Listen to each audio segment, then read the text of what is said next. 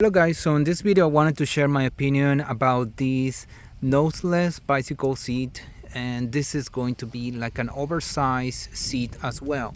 Just to give you an idea, this is a regular seat, and as you can see they always say it's noseless, but if we see the shape of this seat, you can see that there is still a nose here.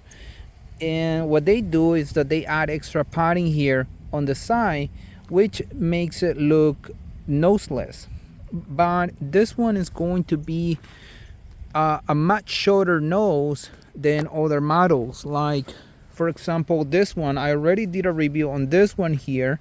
And just to kind of give you an idea here, you can see here that is going to be much shorter, the one that I'm currently have here. And if you're looking for something, right, that you, especially for men, right, if you don't want to have too much of a nose here, this is going to be a much better option. I also found this other one here, which this is completely noseless. As you can see here, the nose has been completely removed, but there is a problem with this design. I already have some reviews of these items. I have some videos. I'm going to put the link in the description if you want to look at them. But in this video, I'm going to focus on this one here. And what I can say here is that one of the things that I mentioned, right, the front here has a much shorter nose, which is great if you are a man and looking for something that doesn't have too much of a nose here in the front.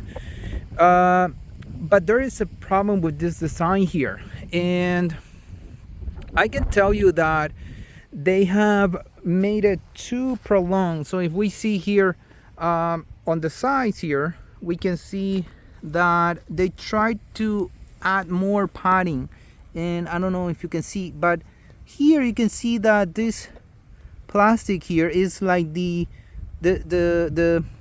base that is supporting the foam here, but there is an additional foam that they added, so like this right here.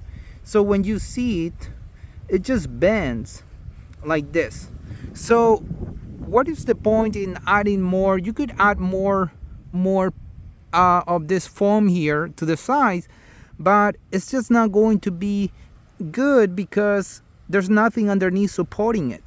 So that's one of the things that I felt with this seat here, is that when I see it, it just, the sides, especially these area here, this it just bends sideways here.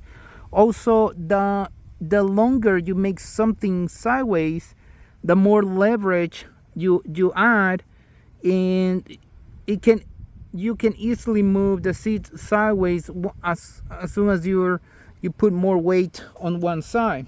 So compared to one on this seat here, right, there's less leverage because as you can see, there's this amount here, so you can easily overcome any weight. But with this one here, it's not that easily to move it sideways. So having said that, it's not a bad seat.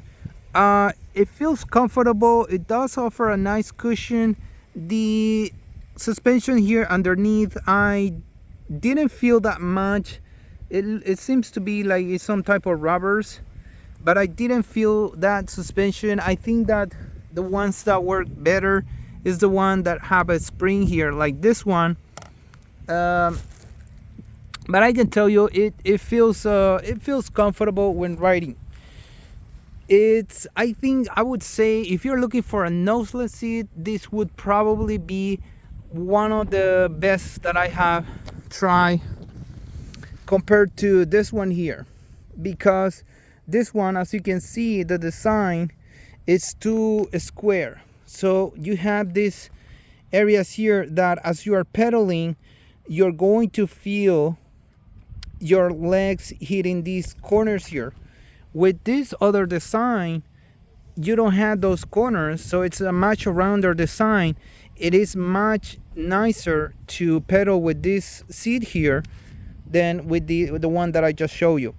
So I can say it's a nice seat. That's the only problem I can say, that I don't like how it bends, because it doesn't have much support underneath here. So they should have done this a little bit smaller here. I really wouldn't have mind, but that's how they have designed it. So that's all I can share, guys. If you find this video helpful, your likes will be appreciated.